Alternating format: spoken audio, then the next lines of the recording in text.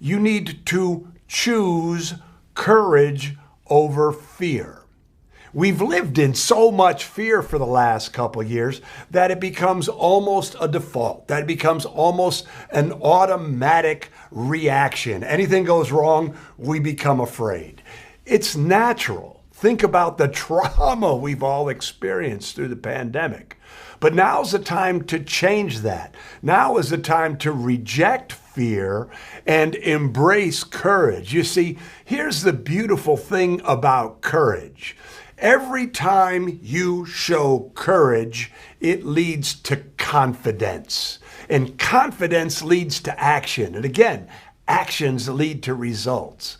So when you start making decisions in 2023, check how you're feeling.